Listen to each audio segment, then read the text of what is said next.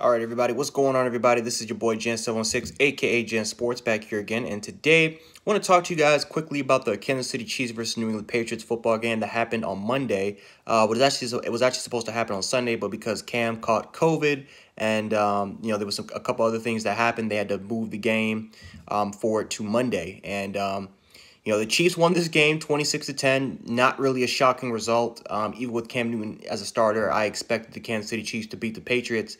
But it is sad that you could see Cam Newton potentially miss 2 or 3 games because of this whole entire situation. And it could cost the Patriots, especially with the Buffalo Bills. The way that they're playing, the way that Josh Allen's playing, the way that this entire team is playing so far, they're 4-0. It could end up costing the Patriots a divisional crown. But just talking about this game real quick, the Chiefs dominated. I mean, they pretty much dominated this football game. Patrick Mahomes played a solid game, right? He didn't throw for 400 yards or even 300 yards. He actually threw for 236 yards, but he was efficient for the most part. He had some passes that were almost intercepted and stuff like that. So, again, it wasn't his best game, but it was a solid game, in my opinion. Clyde Edwards-Helaire was pretty good today. Tyreek Hill made some plays. You saw Sammy Watkins made some plays. Clyde Edwards-Helaire, again, I love how they're really utilizing him in the receiving game, because that's one of his strengths coming out of LSU, a guy that you can line him up in the slot, you can line him up out wide, and he can go out there and run almost any route tree that you want him to. And, of course, he can also take the ball off the backfield as well. So Clyde Edwards-Helaire was definitely huge in the passing game today for the Kansas City Chiefs. I thought the offensive line blocked pretty well, especially against a pretty good Patriots front. Travis Kelce, he made some plays. The Chiefs offense just, they didn't look unstoppable, but they definitely were successful today. They were very, very efficient. Again, there were some big plays that were made here and there. The Chiefs just play like the Chiefs. That's pretty much the words I can describe it, man. They're, very explosive offense and a team that would definitely, especially if you can't really capitalize on the offensive side of the ball, the Chiefs will take advantage of it when it comes to scoring points. So, got to give credit for the Kansas City Chiefs offense. But the biggest thing, I think the reason why the Chiefs definitely, I wouldn't say won this game, but I would definitely say the reason why the Chiefs kind of dominated and took over this game was because of their defense. Their defense is really good, man, and I've always said this about the Kansas City Chiefs. They're just a very underrated. No, I can't even say they're underrated at this point. They're an elite defense at this point.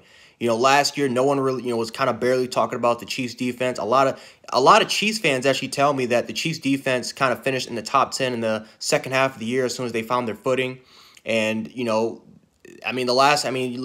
at the past 3 to 4 games, the Chiefs look very dominant on the defensive side of the ball. They have an established pass rush with Chris Jones in the interior, and Frank Clark on the outside.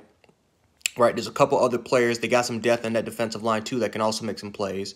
But then you look at the linebacking position, like guys like they got an established linebacking core there with Hitchens and those guys. You look at the secondary led by Tyrann Mathieu. I mean, they look like a complete defense. I think because besides really Chris Jones, Tyrann Mathieu, and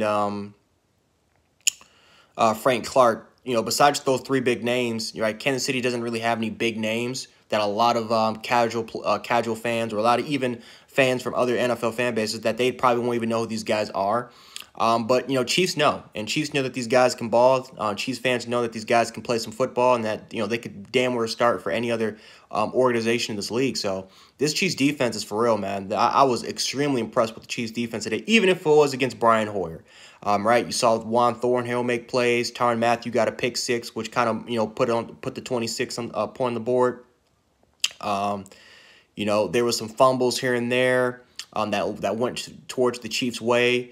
They weren't really good against the run, right? Damian Harris, shout out to my boy Damian Harris for the University of Alabama, 17 rushes for 100 yards, had some big runs, especially the one for 41 yards. I was very, very impressed by him.